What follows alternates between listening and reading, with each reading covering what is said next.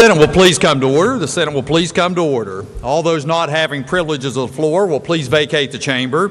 Would those on the gallery and our guests in the gallery and those on the floor please rise as we are led in prayer this morning by Bishop Joe Thomas of the Non-Denominational Fellowship Pentecostal Ministries in Charleston. And then please remain standing as we are led in the prayer this morning by the pledge by the Senator from Marion and then Bishop Thomas. That's awesome. Most holy and all eternal God, we come just to say thank you. Father, we thank you for our early rising this morning and our laying down last night. Now, Father, we ask that you would search and research our hearts. The things that you find that's not pleasing to you, Father, we ask that you would forgive us and allow us to forgive one another.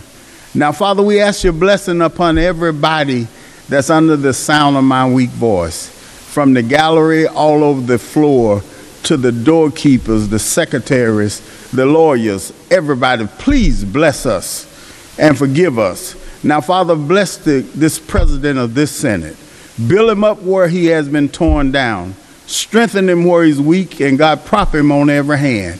Now, Father, we ask that you would give us traveling mercies as we travel to and fro in this city and outside of the city. Now, Father, we want to thank you once again for all that you've done and all that you're going to do. These and other favors we ask in your Son, Jesus' name. Amen. Amen. Thank you, Bishop. Senator from Marion. With our guests in the gallery and members on the floor, please join us in the pledge to the flag. I pledge allegiance to the flag of the United States of America, to the republic for which it stands, one nation under God, indivisible, with liberty and justice for all. Thank you. You may be seated. Reading of the journal. West Virginia Legislature, Senate Journal, Charleston, West Virginia. Senator from Brooke requests unanimous consent that further reading of the journal be dispensed with and that it be approved as having been read. Is there objection? Chair hears none. Further reading of the journal is dispensed with and the journal is approved. Introduction of guest. Introduction of guest. Senator from Ohio County. Thank you, Mr. President. I request unanimous consent to proceed to the sixth order of business. Is there objection? Chair hears none. Introduction of bills. Senate Bill 2001 by Senators Unger, Prezioso, Jeffries, Romano, Stallings, Facemeyer, Wolfel, Plymel, Palumbo, Beach, and Ojeda, requiring special election following removal of West Virginia Supreme Court justices under certain circumstances. Bill will be referred to the Committee on the Judiciary. Resolutions. Senate Joint Resolution 201 by Senators Wolfel, Unger, Baldwin, Beach, and Stallings, Supreme Court Term Length Amendment. The resolution will be referred to the Committee on the Judiciary. The Senator from Morgan County. Thank you, Mr. President. I request unanimous consent for leave to introduce a resolution from the floor. Is there objection? Chair hears none. The clerk will report the resolution. Senate Resolution 203 by Senator Trump, adopting rules of the Senate while sitting as a court of impeachment. The Senator from Morgan County. Thank you, Mr. President. I request unanimous consent of the Senate that the committee reference to the resolution be dispensed with and that the resolution be taken up by the Senate for immediate consideration. Is there objection? Chair hears none. The clerk will read the resolution. Senate Resolution 203, adopting rules of the Senate while sitting as a court of impeachment. The question before the Senate is adoption of the resolution. Is there discussion? The Senator from Morgan County. Thank you, Mr. President. It has been 143 years, I think, according to the research that's been done here, since there was a trial of impeachment in the West Virginia Senate. 1875 was the last trial of impeachment in the Senate. We have had communications and are under the impression that the House of Delegates has appointed managers and is ready to deliver certain articles of impeachment with respect to public officials to the Senate. And it is incumbent upon us to adopt rules for the Senate for trial of impeachment that will occur in the Senate if indeed the House of Delegates communicates articles of impeachment to the Senate, which we believe is imminent. So the resolution before the body contains a draft of rules for the Senate's consideration for purposes of how trials of impeachment would be conducted here in the Senate. I'm going to go through the rule, or through the resolution, Mr. President, rule by rule, and be happy at the conclusion of that to yield to any questions. And I'm sure members of this body may have questions or thoughts or comments as we begin our consideration of rules for trial of impeachment. Let me say this before I begin. In drafting this, we've had, I'd be remiss if I didn't acknowledge the hard work of a lot of the staff of this Senate. Counsel for the Judiciary Committee, counsel for the minority, counsel for the Senate President, our parliamentarian, our clerk, many others have been involved in doing lots of research and getting this document to the moment where it is, which is ready for consideration by the Senate. In drafting a set of rules, what I think is critically important, and I think every member of this body, I hope, will agree, that they be fair and balanced, provide for due process to anyone who is named in articles of impeachment, provide respect for precedents that exist, although, as I mentioned, there are few. It's interesting that the Senate worked on some rules in 1989 for the House of Delegates adopted articles of impeachment for the Treasurer of the state then, A. James Manchin. But the Senate, according to the journals, never actually adopted a set of rules in 1989. We have been able to find the draft and look at those, but Treasurer Manchin resigned his office before trial was commenced in the Senate, and so that it didn't proceed to a trial. There have been other cases of impeachment that started in the process that in 1975 the House Judiciary Committee considered articles of impeachment against a Department of Mines Director, John Ashcroft, but the House Judiciary Committee did not recommend the adoption of articles of impeachment, so that never came to the Senate. In 1927, the state auditor, John C. Bond, was impeached by the House of Delegates, and the Senate did adopt a set of rules for that, but again, there was no trial in the Senate. The auditor then resigned his office, obviating the need for a trial. In 1919, there was a circuit court judge in Monongalia County who was considered for impeachment in the House, but ultimately the House of Delegates voted not to impeach that judge. So you have to go back to 1875 to find the last time it actually happened here. And there were the state treasurer then, John Burdett, was impeached by the House, tried and convicted in the Senate, and removed from his office. The auditor at the same time, Edward Bennett, was also impeached by the House and tried in the Senate, separate trial, and he was acquitted. And but for those proceedings, the Senate did adopt a set of rules. So, in what lies before the members of the Senate right now, Rule 1 includes definitions of terms. And the terms defined are articles of impeachment, Board of Managers, Conference of Senators, Council, Court of Impeachment, parties, presiding officer, respondent, and trial, and 2/3 of the senators elected are defined terms.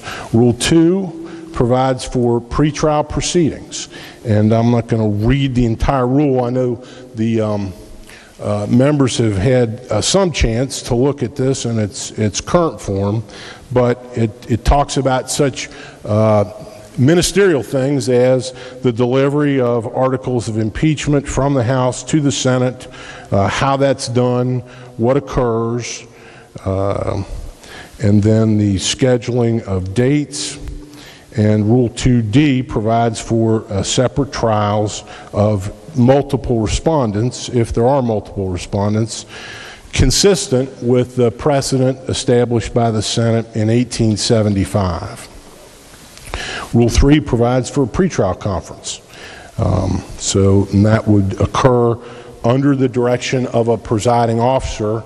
I should mention this. Our proceedings are governed and controlled by Article 4, Section 9 of the West Virginia Constitution.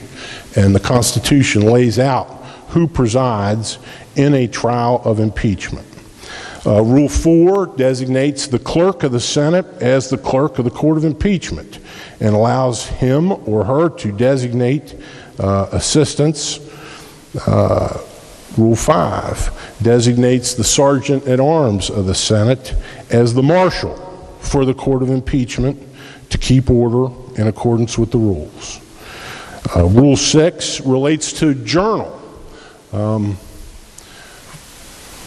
What we're about to embark upon is historical, and so we provide in Rule 6, if it's adopted, that there be a journal, a separate journal kept, Journal of the Court of Impeachment and its proceedings.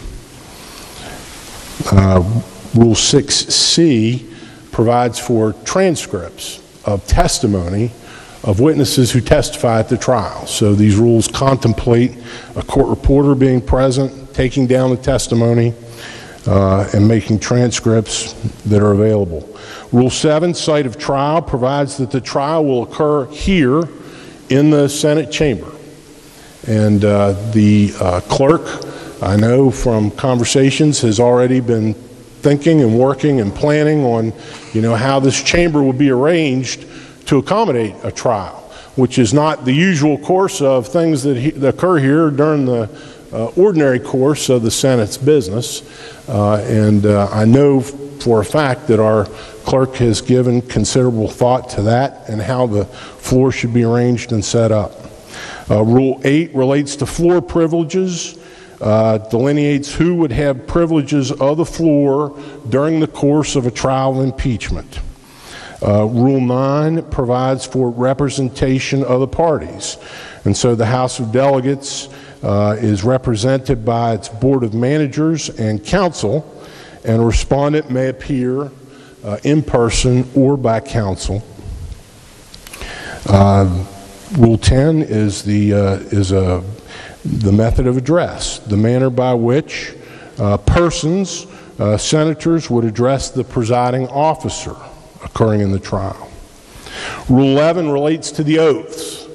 Now the oath prescribed for senators in Rule 11 here comes directly from the Constitution. Article 4, Section 9 of our state constitution sets forth the oath that senators will have to take before commencing the trial of impeachment. And that's set forth in subsection B of the rule. I'll read it. Do each of you solemnly swear or affirm that you will do justice according to law and evidence while sitting as a court of impeachment? That's the oath. It's similar to the oath a juror takes before a person embarks on the important service to the state as a juror in a civil or criminal case. There's also an oath for the presiding officer to take. That's in subsection A, and then the oath that witnesses who testify during the course of a trial impeachment would take. That's in subsection C. Article 12 provides for service of process. So it, I think, is designed in such a way to provide due process to anybody who's named as a respondent in articles of impeachment that come from the House of Delegates. The idea is that the clerk of the Senate would prepare and issue a summons and send it to be served upon any respondent, returnable for a date when the Senate will next convene, and to have a copy returned to the clerk of the Senate and to the House of Delegates. Rule 13 relates to dismissal of articles of impeachment upon the resignation of a respondent and termination of proceedings. That rule recognizes that and empowers the Senate to dismiss proceedings, to remove someone from office if he has already removed himself from office. Rule 14 relates to the commencement of the trial. And it provides that the respondents will respond, appear and respond to the articles of impeachment in person or by counsel, and that the appearance will be recorded. Rule 15 relates to failure of a respondent to appear.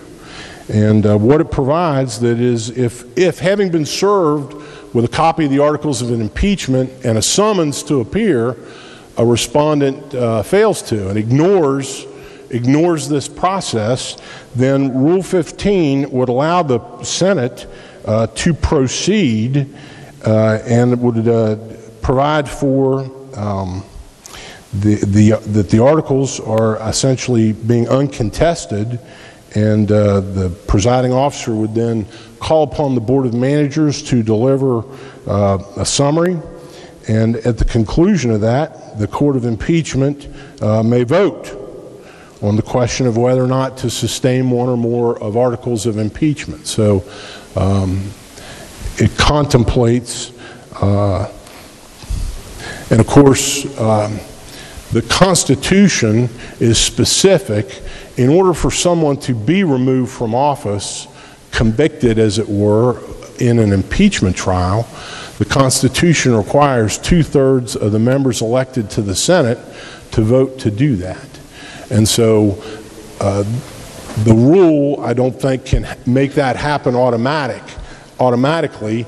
The senators sitting as jurors would still have to vote in order to comply with that provision of the Constitution, Article 4, Section 9. Rule 16 provides for the entry of a plea by a respondent, guilty or not guilty. 17 relates to subpoenas. It authorizes the clerk of the court to, who is our clerk, the Senate clerk, but the clerk of the Court of Impeachment to issue subpoenas for witnesses, and we can contemplate that the respondent or the Board of Managers, either one, may need to use the subpoena power of the court to bring to the court witnesses who would have relevant or probative testimony. Rule 18 starts to delve into the procedure to be followed in a contested matter. So it follows the course for those who've been involved in litigation. I know we have a number of members who are lawyers on both sides of the aisle, and perhaps other people who have familiarity with litigation, but things that you're customarily expecting to see in a court proceeding, in a trial. Opening statements, the presentation of witnesses, direct evidence, cross-examination, recross, redirect, recross, closing arguments. It gives the authority of the Court of Impeachment to recess or adjourn and to proceed from day to day or to specific dates and times by majority vote. Calls for Rule 18C provides for closing argument by the parties or their lawyers Rule 18D addresses the burden of proof.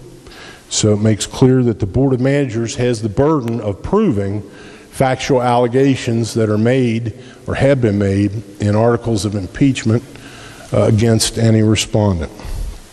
Rule 19 provides for separate trials, and that tracks our precedent, such as it is. It's limited, but it provides that if the House of Delegates communicates articles of impeachment that relate to more than one respondent, there be a separate trial for each respondent. Rule 20 relates to witnesses, the examination of witnesses, some control in that as to limitation on one lawyer asking the questions for each side of one witness, contemplating that either the Board of Managers or a respondent may have multiple attorneys working, representing them in their behalf. It allows for, Rule 20 allows for some questioning of witnesses by senators. And that's described in Rule 20B, and it would require that after the examination of a witness is done by the party that called him and cross-examination by the other side, a senator desiring to question a witness can reduce his or her question to writing and present it to the presiding officer who will ask that question. And then there's the rule contemplates a process for addressing objections that are made to questions. Rule 21 provides for some discovery. It's limited discovery, but it requires that within 5 days after a respondent has been served with notice, with the summons and the articles of impeachment, if the respondent's going to request discovery, then he or she must make that request within 5 days, and it gives the Board of Managers 10 days thereafter to respond. And it provides for reciprocal discovery, so the Board of Managers may make the exact same request. Actually, it makes that automatic, I believe. Yes, Rule 21C says if a respondent makes a request pursuant to the rule, he or she shall be required to provide the same information to the managers reciprocally within 10 days following his or her request. So it makes it automatic reciprocal discovery. The rule delineates what the discovery is. One is any written or recorded statement of the respondent in the manager's possession, which the manager intends to introduce at trial. Two is copies of books, papers, data, tangible objects, etc., which the managers intend to introduce. 3 is a list of witnesses. And so there'd be a requirement for that discovery to be reciprocated if a request is made. Rule 22 relates to having a court reporter. That was addressed elsewhere in the rules and transcripts of the proceedings. Rule 23 relates to motions and the process for resolution of motions. Motions are addressed once a trial commences to the presiding officer, who is determined under Article 4, Section 9 of the Constitution. But it provides that the presiding officer's determination on a motion can be overruled by a majority of the senators present and voting.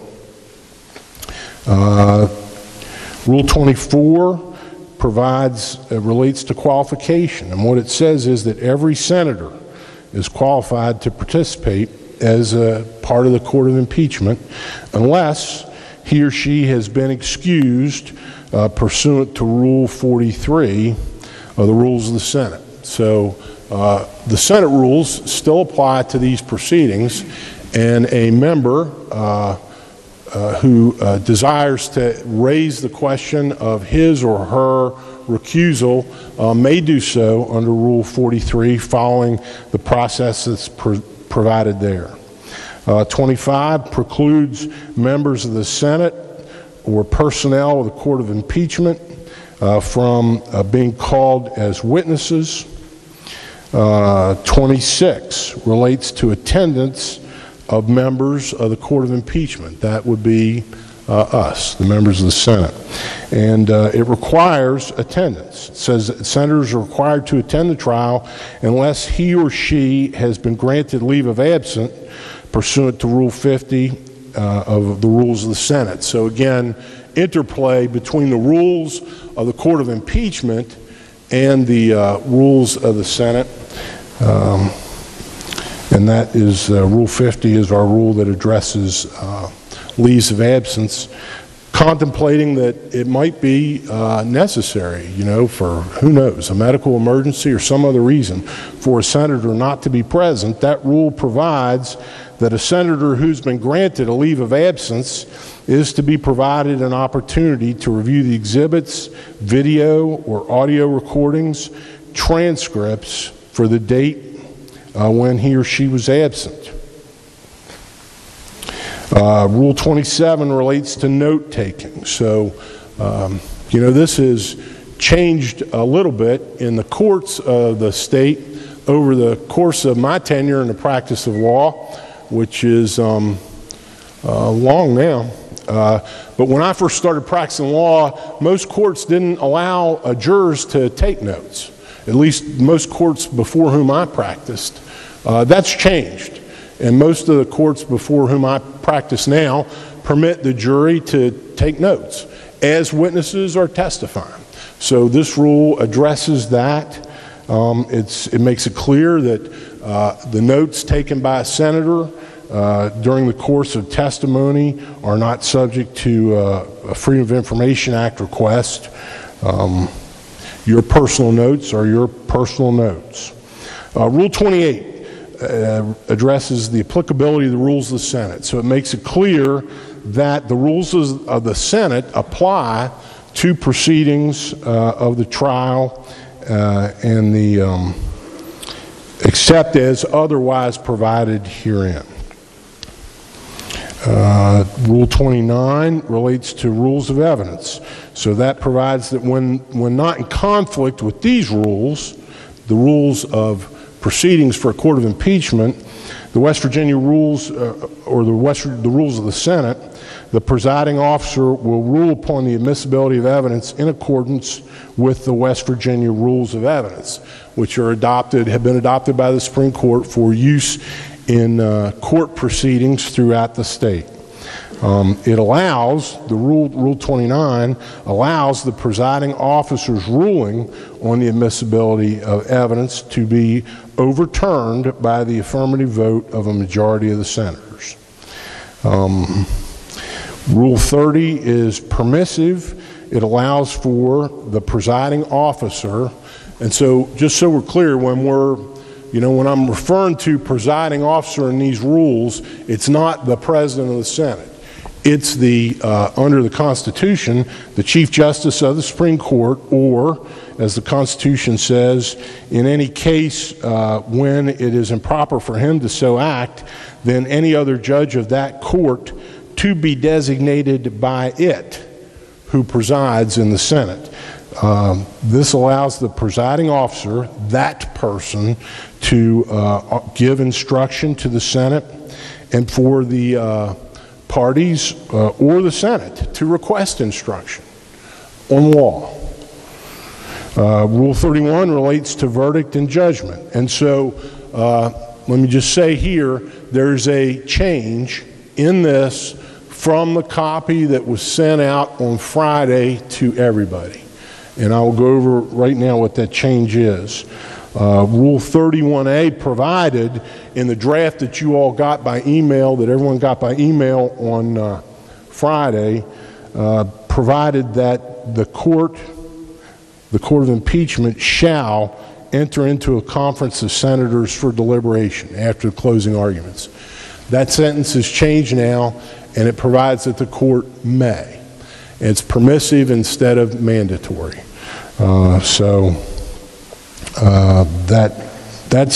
That is, I believe, the only change that has been made to in the document before you from what was emailed out on Friday. That will be permissive now. Rule 31A provides that any vote of the Senate on the question of whether or not to sustain an article of impeachment shall decide only that article, and no single vote of the Senate shall sustain more than one article of impeachment. And so it's contemplated that there be a separate vote on each article of impeachment as to a particular respondent.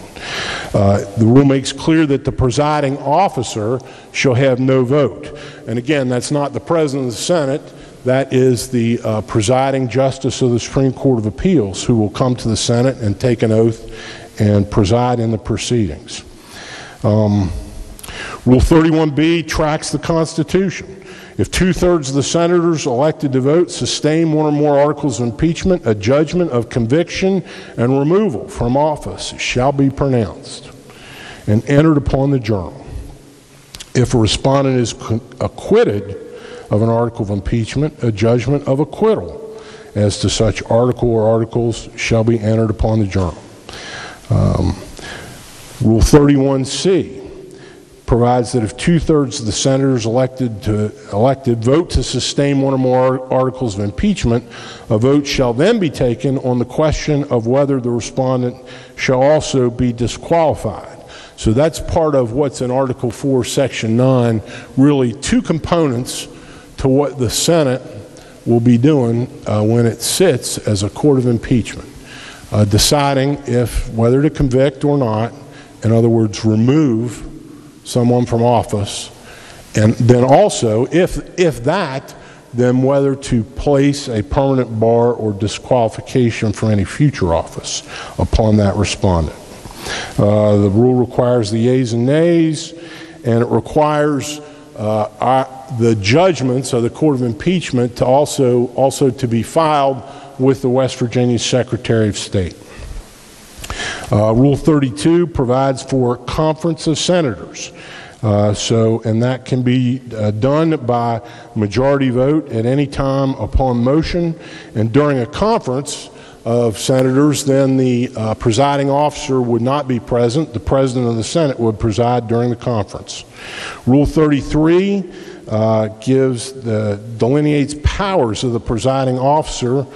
These are powers related to powers necessary and ancillary to the conduct of a trial of impeachment.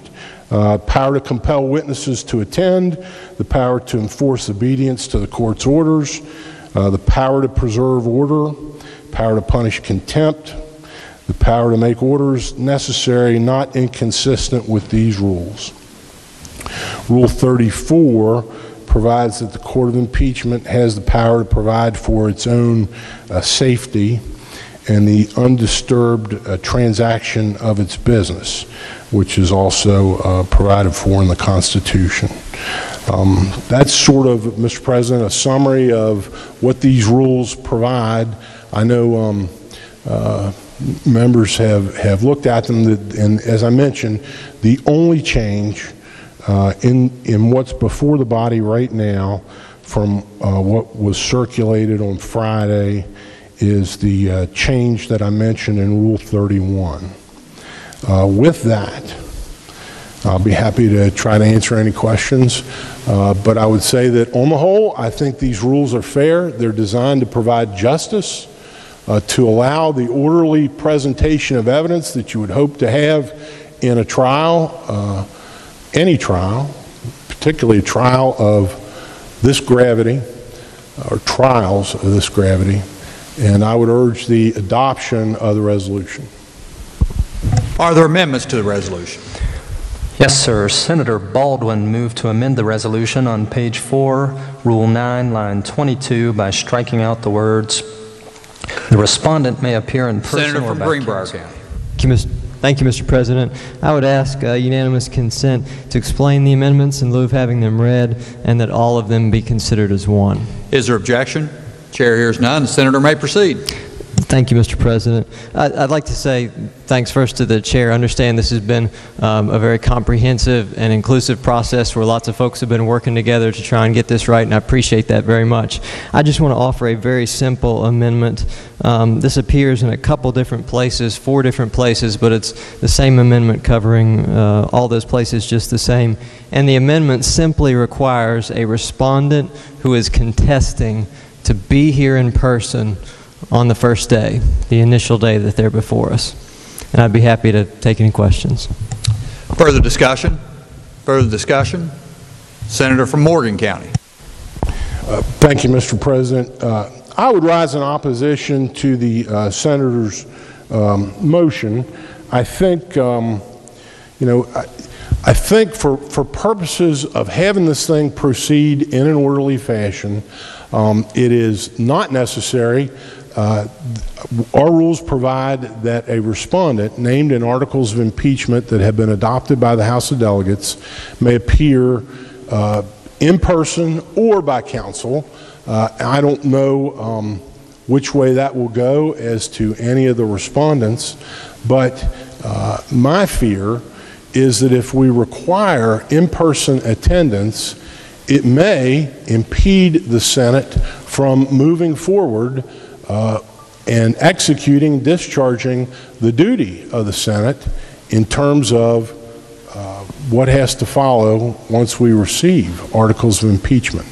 I think it's reasonable and not unusual for people to appear by counsel in proceedings in court, and I see no real reason, no reason necessary to this process why it should be different here. I would urge rejection of the amendment. Further members desiring to speak to the amendment before I recognize the senator from Greenbrier to close debate? Senator from Greenbrier to close debate. Thank you, Mr. President. You know, I'm not in the legal profession, so I don't know how this happens typically. I do know that we're doing something for the first time since 1875, and there's a real sense to try and get this right. And it's my sense that, you know, if we have a grave situation like this involving a public servant, that public servant ought to have to stand before us. And I know there are logistical matters to consider, which is why I've just made it the initial day instead of having to be here throughout. You know, we're talking about public servants here, and I think that's a different standard. This is not a criminal trial. This is not a civil trial. This is an impeachment. And I don't think it's at all unreasonable to ask that the respondent be here in person, at least on one day, that initial day, to be here before us. You know, we as public servants are going to be here, away from our jobs, away from our families for probably an extended period of time. So I don't think it's unreasonable to ask the respondent to be here one day. And so I thank the body for its time, and I would ask for a roll call vote. Roll call has been demanded. Is the demand sustained? The demand is sustained. All those in favor of the gentleman from Greenbrier's amendments will vote yea. Those opposed will vote nay. The clerk will prepare the machine.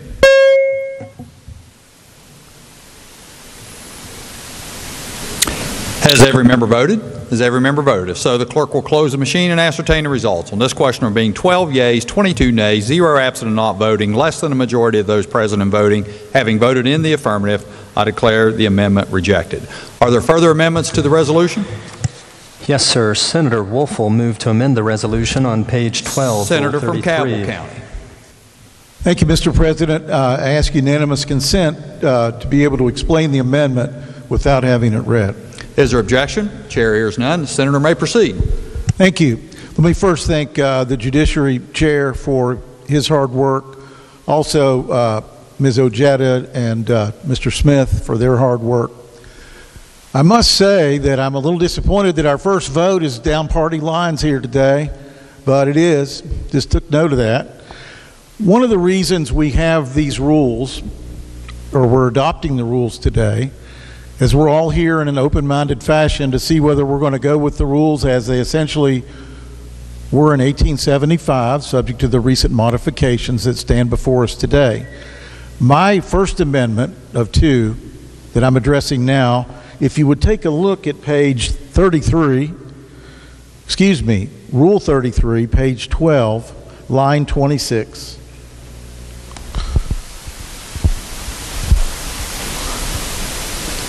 Page 12, line 26. One sentence there. What I'm trying to do is to avoid confusion. When you make the rules of any game, the rules should be clear. We don't want confusion when we get into this process. So what I'm asking us to do here today, I want to, if you look at the proposed amendment, which basically is a 3-word amendment. Can everybody see it on the system? Is it on the system? It is.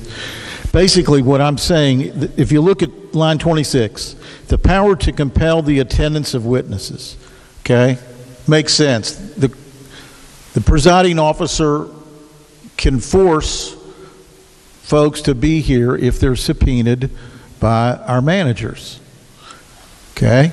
So the managers are going to subpoena witnesses and they're going to testify. All I'm doing with the proposed amendment is to avoid a lack of clarity and place in there including the respondent. In other words, if the managers want to subpoena one of the respondents to be here and testify, they have that right to do that. And I think they can as the rule is written now, but this would allow that ambiguity to be resolved in advance of the hearing. Thank you. Are there other members desiring to speak to the amendment?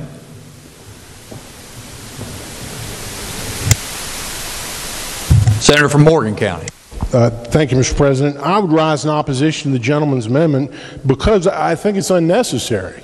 To me, the way I read the rules, I think the managers would have the authority to ask for the issuance of subpoena for a respondent as a witness. Now, there are a whole host, as my friend from cable knows, of other issues that may be implicated in that circumstance, including Fifth Amendment rights against self-incrimination, potential criminal jeopardy as to whether or not somebody could be made, who is a respondent, could be made to testify. But I don't think there's anything in the rules that prevents the House managers or a respondent from requesting the issuance of a subpoena for a respondent.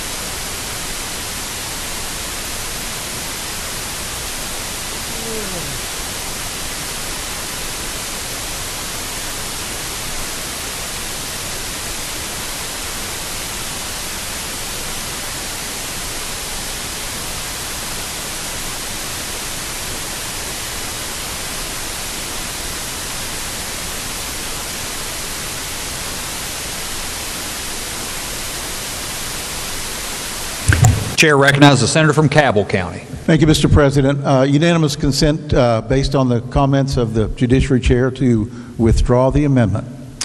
Amendment is withdrawn. Further amendments to the bill? Or yes, to the resolution? Yes, sir. Senator Wolf will move to amend the resolution on page 8, Rule 19, lines 12 and 13. Senator from Cabell County. Thank you, Mr. President. I request unanimous consent to explain the amendment in lieu of having it read. Is there objection? Chair hears none. The senator may proceed. Thank you. This may be a little more contentious.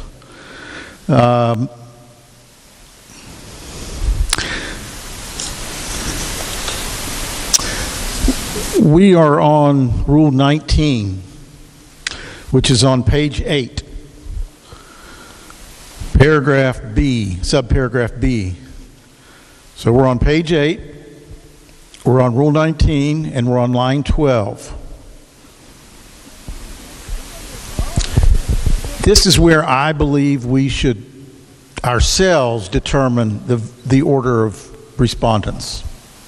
In other words, who goes first, who goes second, who goes third, and potentially who goes fourth.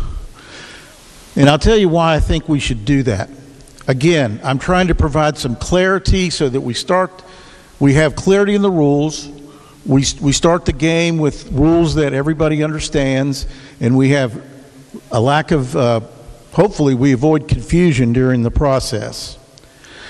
Now, it's my belief that Article 1 is Article 1 for a reason. Article 1 was taken up by the House first, and I'm going to read part of it. Article 1, that Justice Alan Lawfrey failed to discharge his duties, excerpts, wasted state funds for unnecessary lavish spending, which we all know about, which was not necessary for the administration of justice.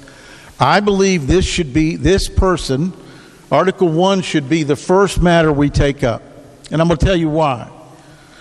I'm going to take the words of Justice Lawfrey himself. Justice delayed is justice denied.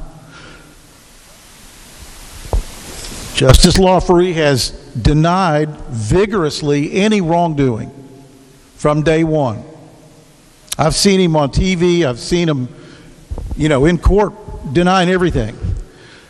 And that is not necessarily the case with the other judges.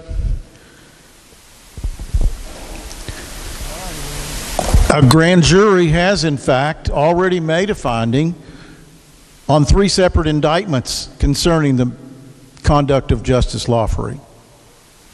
So I think it just makes common sense that we follow the articles as they go. Article 1 would be the first article to be taken up.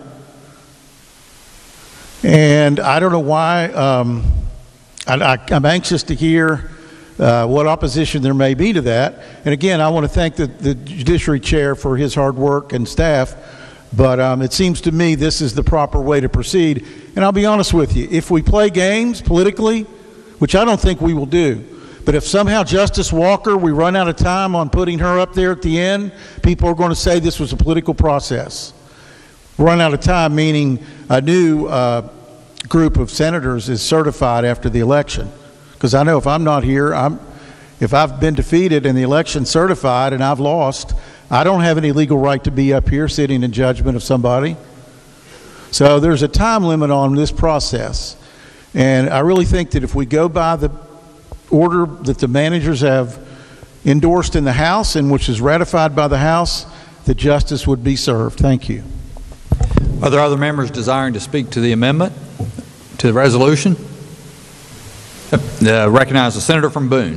Thank you, Mr. President. Would the senator from Cabell yield? Senator yield. Senator does yield. Yes. So the way I'm reviewing my material in front of me, if your amendment would pass, then basically that would be Justice Lawfrey, followed by I believe Justice Workman would be next. Followed by Justice Walker, and Walker. Justice Davis may be in, I don't know whether Justice Davis is in the process or not. Might be up to the managers or the court, the presiding judge, but I believe the second up would be Justice Workman, but I could be mistaken. Okay.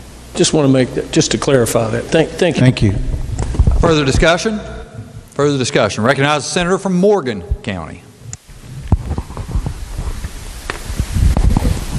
Thank you, Mr. President. I rise in opposition to the gentleman's motion, Senator's motion, but before I state my reasons, what I want to say is this.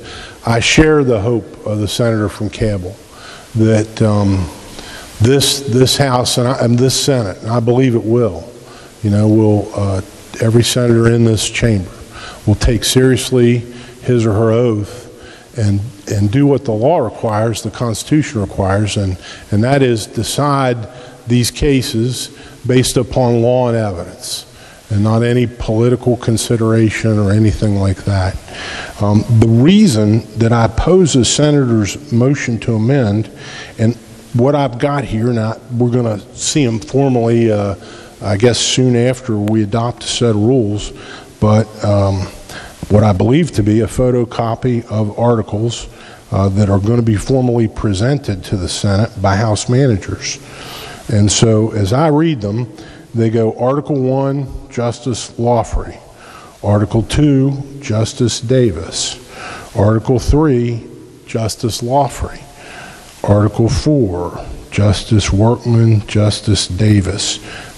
It almost seems, as I read the Senator's potential amendment, that we're talking about breaking this into 14 trials instead of 3 or 4. But let me just say this, is a fundamental reason generally why I think it's probably not a good idea to be so controlling, or try to be so controlling in terms of the order of scheduling of these proceedings, Mr. President, and that is this. In any undertaking, any kind of civil trial, criminal trial that involves this many people, there are going to be complexities that are unanticipated now. I mean, I can guarantee it. I don't know what they are.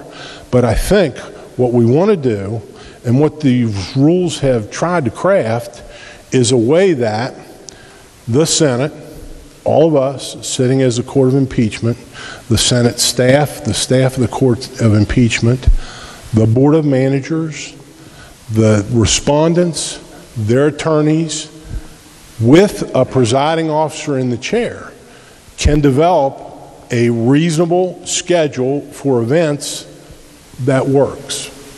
What we don't know, what I don't know as I stand here right now, is whether or not it works to make this particular one go first, or any particular one go first or second. And so here's what I'm worried about. Suppose for some reason, I don't know what it could be, a medical emergency, that one can't go first. Do we have to shut everything down and wait? Because you can't do a trial of another respondent until you've done that. What are we stripping away flexibility in the scheduling of these processes that may be necessary to have? That would be the fear I have, and the reason that I would oppose the Senator's motion. I respect his argument, and I understand why it is made, but I think that would exert, or attempt to exert, too much control over everything else,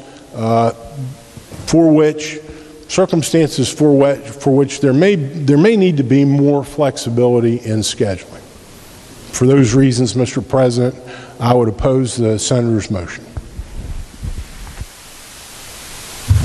Further discussion? Senator from Cabell County. Senator from Morgan County, yield? Senator does yield. Certainly. Thank you, Senator. First of all, if I misspoke earlier, I apologize. My intention with the amendment is that we would have the Article 1 charge and any other charges against, in that case, Justice Lawfrey, all be heard first. So there wouldn't be any more than 3 or 4 trials.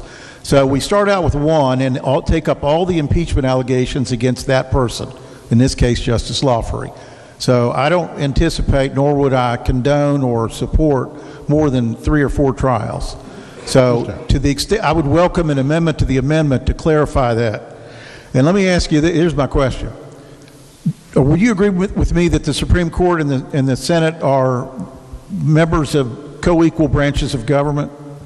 Well, I would agree that the legislature and the Supreme Court are co-equal, 2 of the 3 co-equal branches of the government, the Senate being basically 1/2 of one branch. Okay, are we less than the Supreme Court as the Senate, or are we equal to?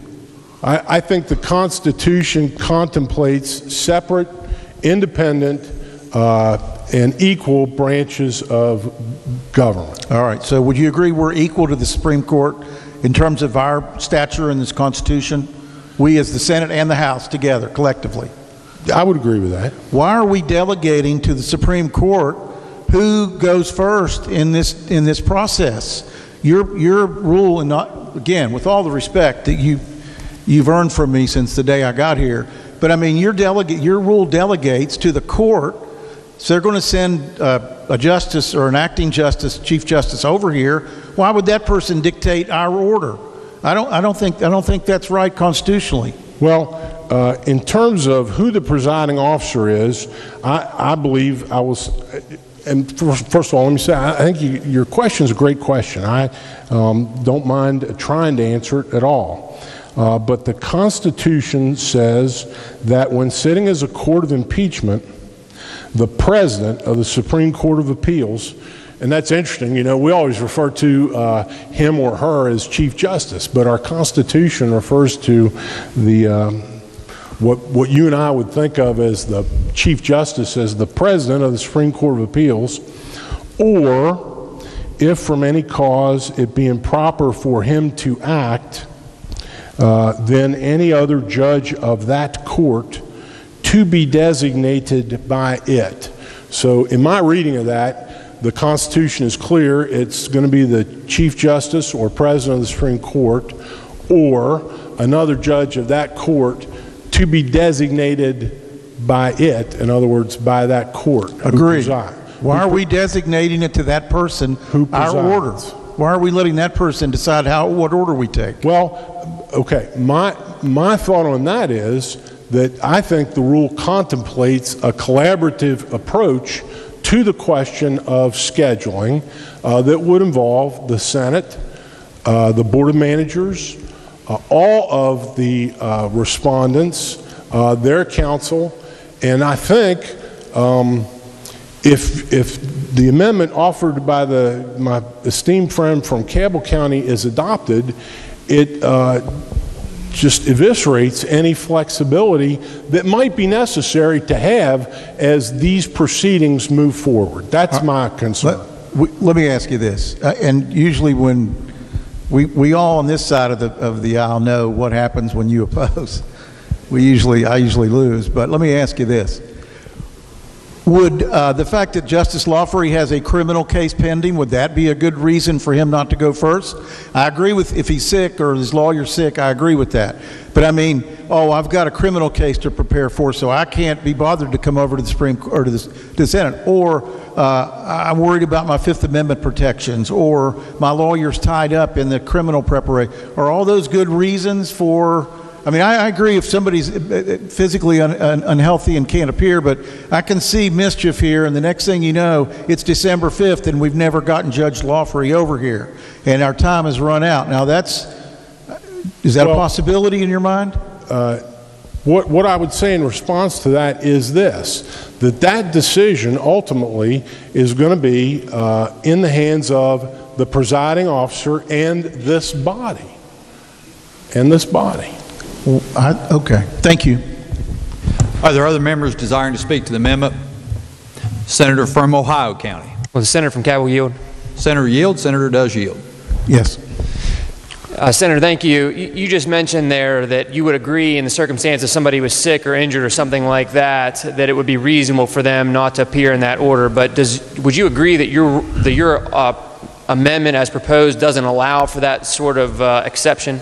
I would welcome a friendly amendment for whatever you'd like to provide in this that would address legit issues of health and others. Anything else that you think is fair, I'll agree to. I'll agree to that amendment, and I'll stand up and support it.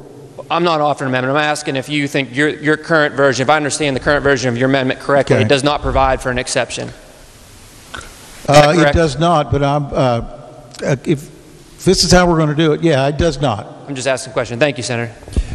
Are there other members desiring to speak to the amendment? Senator from Brooke County.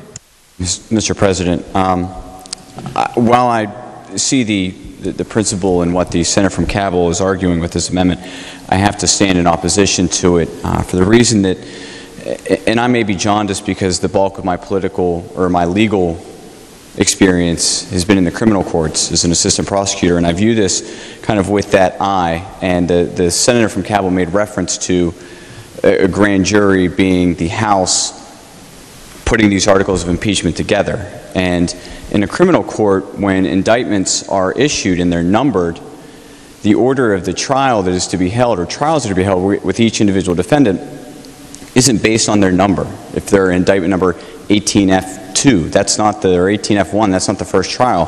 The trials are set by the presiding judge of that court to be done in consultation with the parties, whether if it's the state, the defense attorney, and that is how the schedule for a trial to be held is created. It is not created based on the number of the indictment, of the order in which you were indicted before the grand jury on that given day.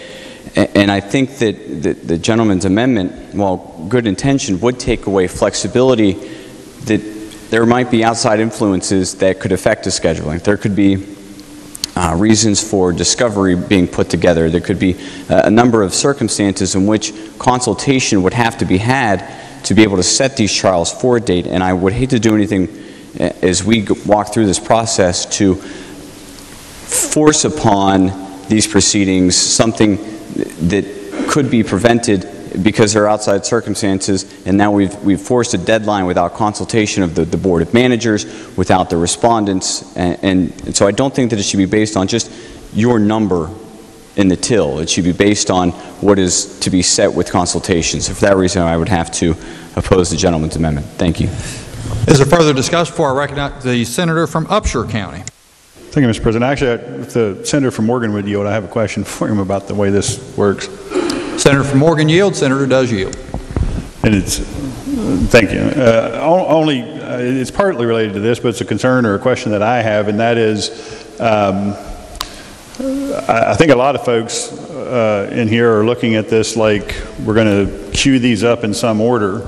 But when we turn this control over the way it currently does, and I don't necessarily oppose it as I understand it now, but I do have a concern that the presiding officer, in consultation with the parties, I don't want to see this drawn out for months and months and months because somebody keeps coming up with a reason to have a continuance on the process, and we're, bouncing around in and out. Do we have any kind of assurance in the rules that whatever order they go in, there's going to be some expeditious, process here as opposed to letting this draw out forever? Well, there are no hard and fast time deadlines in the rules by which, anybody's individual trial must be concluded. But I think it is the intention of every member of this body, of the Board of Managers, probably of the respondents and their counsel, to bring this matter to a conclusion. Now, the rule does not, I guess you can envision circumstances where a respondent would move for a continuance of proceedings from some date where something is set, and that would be evaluated, I would assume, by the presiding officer and then ultimately by the Senate to determine whether or not there is good cause to continue or delay, based on an illness or whatever it might be. To that same line, and you hit on it a little bit, whatever order the presiding officer might arrive at in consultation, the Senate always has the ability, and I believe it's in a simple majority, to say, no, we want a different order. Is that true?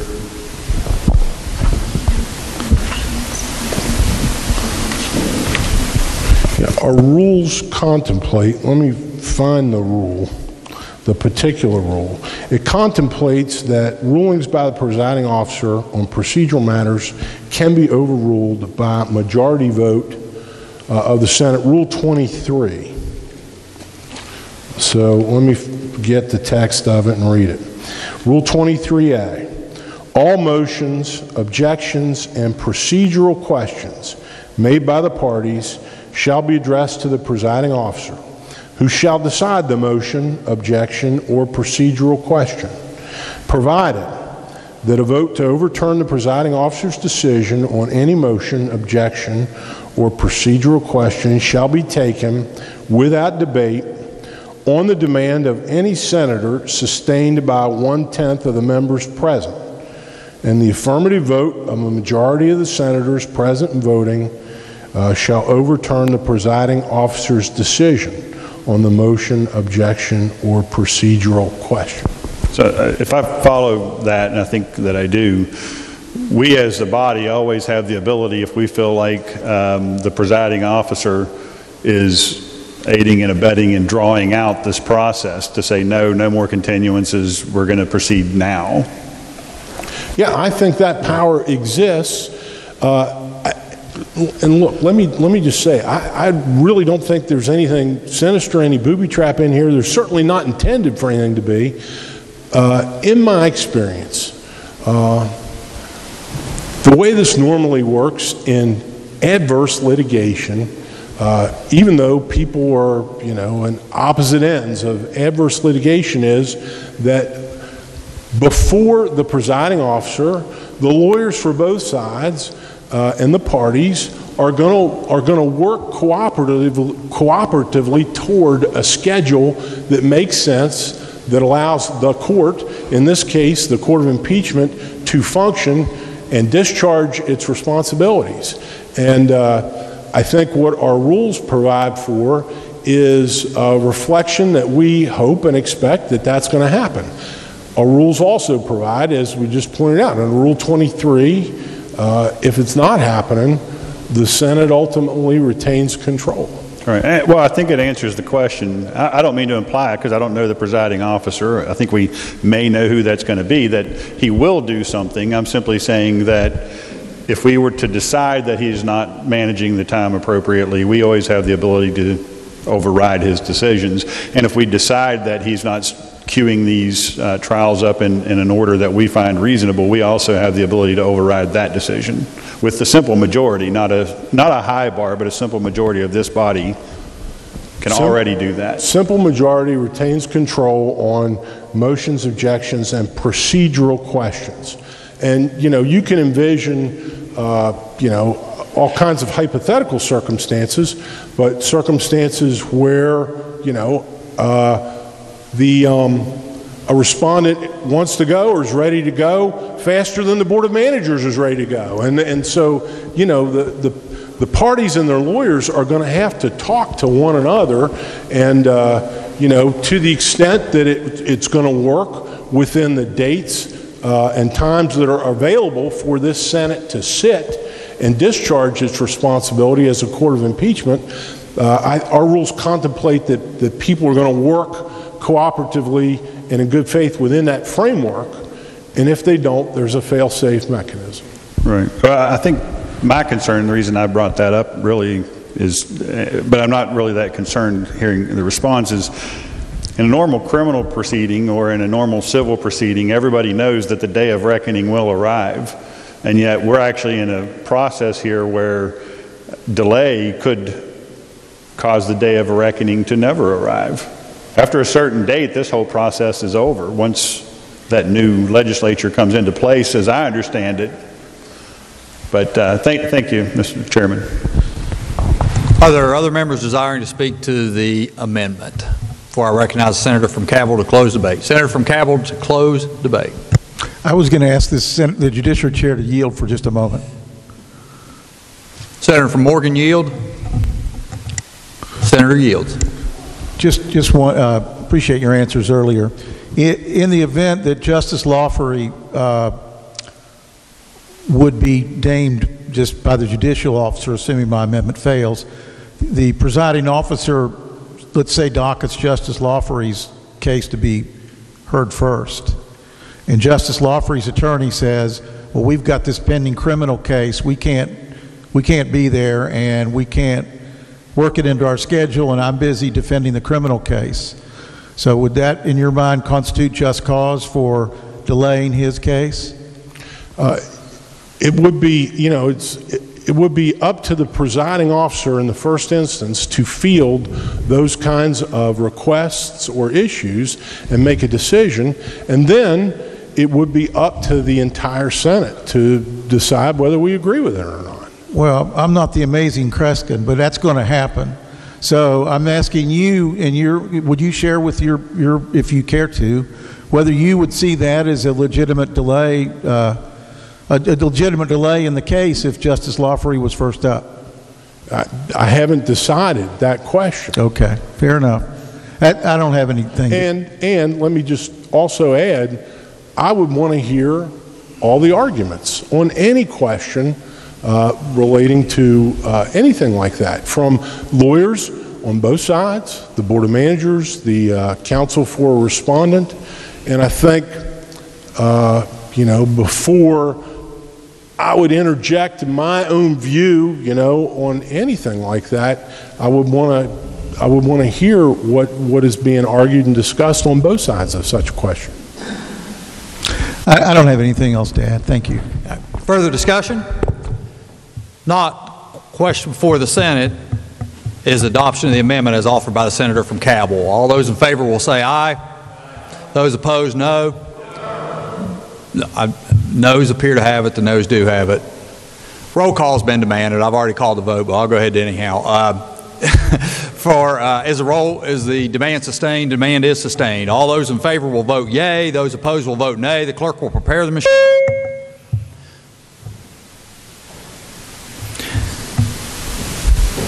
Has every member voted? Has every member voted? So the clerk will close the machine, ascertain the results. On this question being 12 yeas, 22 nays, 0 absent and not voting, less than a majority of those present and voting, having voted in the affirmative, I declare the amendment rejected. Are there further amendments to the resolution? No, sir. If not, the question before the Senate is adoption of the resolution. Is there further discussion? Further discussion? The Senator from Monongalia County. Chairman, yield, please. Senator from Morgan yield. Senator does yield. Certainly.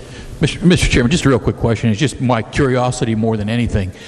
These are obviously historical times, and you had mentioned that we could take notes and that obviously things will be recorded in our journal. But I'm just curious as to what happens to the documents once our proceedings are finished. The documents. What happens to the documents once these proceedings are finished? Do they become the property of the legislature, the courts, or property of the state and archive next door? You mean exhibits that yes, are the exhibits, entered into evidence? Yes.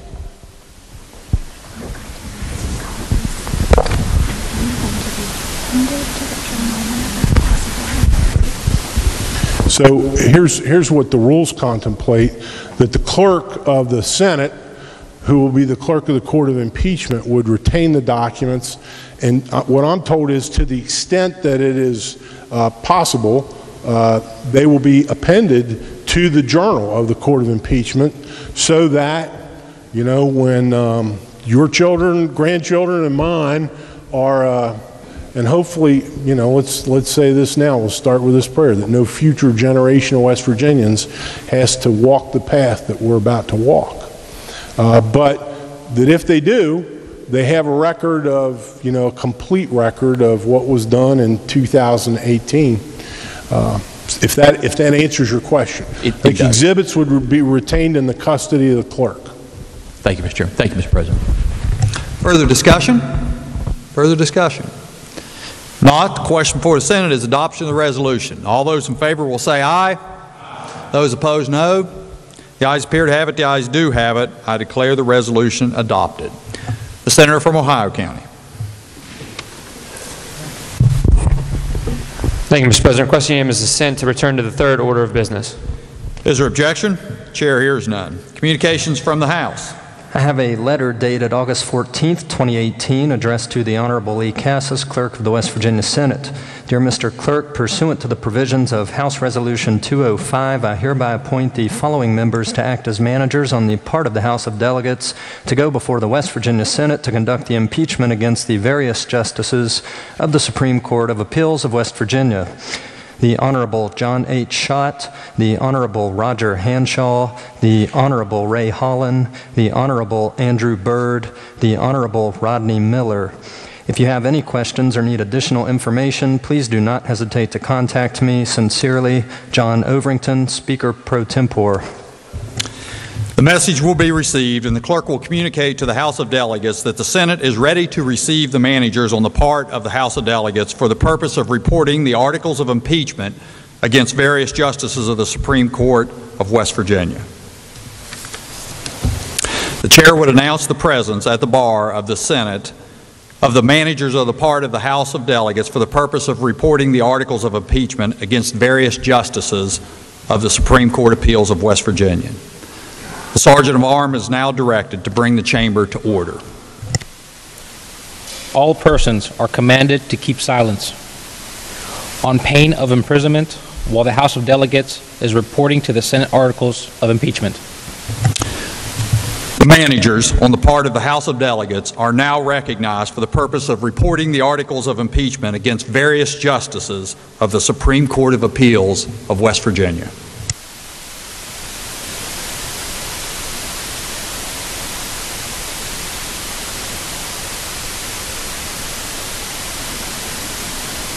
Members of the Senate, on behalf of the House of Delegates, hereby present and deliver to you the 11th articles of impeachment against the various members of the Supreme Court of West Virginia. These articles were adopted by the House the day of August 13th and into the early hours of August 14th. The articles of impeachment will be received. The chair would announce to the managers that the Senate will notify the House of Delegates of the date and time on which the Senate will proceed to consider the articles of impeachment against various justices of the Supreme Court of Appeals of West Virginia. Thank you. Communications from the Executive. I have a letter dated August 17th, 2018, addressed to the Honorable Mitch Carmichael, President of the West Virginia Senate. Dear President Carmichael, my office received a letter from Justice Robin Jean Davis retiring her position of West Virginia Supreme Court Justice effective August 13th, 2018. Sincerely, Jim Justice, Governor. The message will be received and filed with the Court of Impeachment. The Senator from Ohio County. Thank you, Mr. President. Subject to announces and move the Senate stand adjourned until subsequently called by the President. Are there announcements? Are there announcements?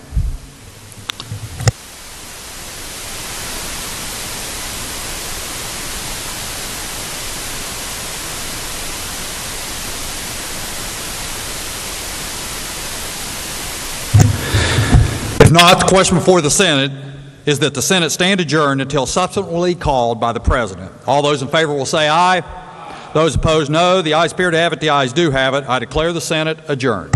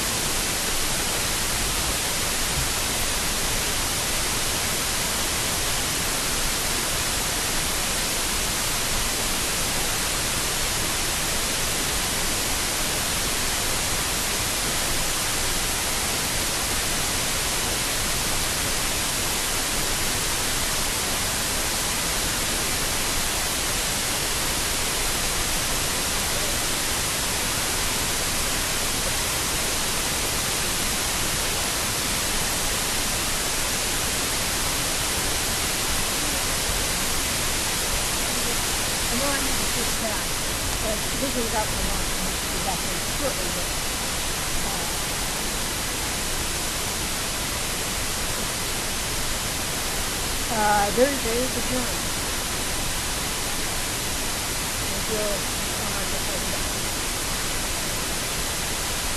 Yes.